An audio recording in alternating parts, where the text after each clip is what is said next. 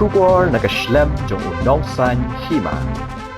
Ka Rephri bapau ka jela ka Riïohlang dahar kala Shah pen khamti kum ka we ni kinong penyat ni Rephri nak benta lumpung yele kai FIFA Under 20 Women's World Cup harajar arpuhendew ka benlong hapulan ha unai lur menta usnam.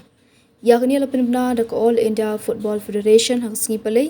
ha ka ba kala penpau ha ka rinsan social media da ka baong bahadien bagala yo ban penyat ha ka Under 17 Women's World Cup ha usnam harajar arpusau kebelalong ha Dominican Republic kani kandai kasian ke baar bela thong biang ya ke Riïohlang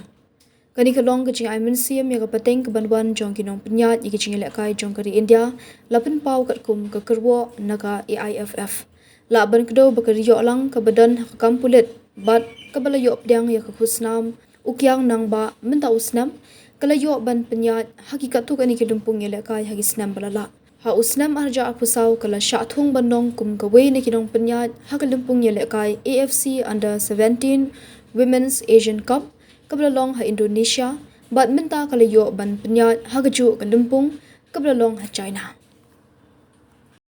Barok ki breu ki khmi ya kalawai babha ki wat ya kajaka bansan kajaka ban kiyo shaprang. Hai MIT University Meghalaya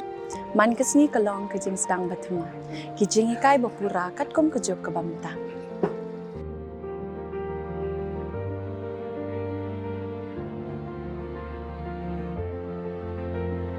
ke MIT University kadan bonjait ki course pat ki jing ikai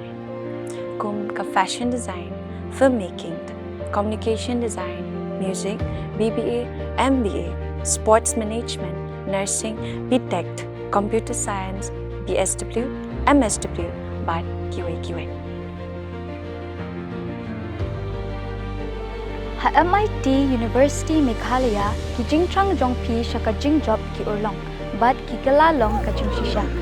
MIT University Meghalaya ka jingya lenti ka bastang shakalaway bachok.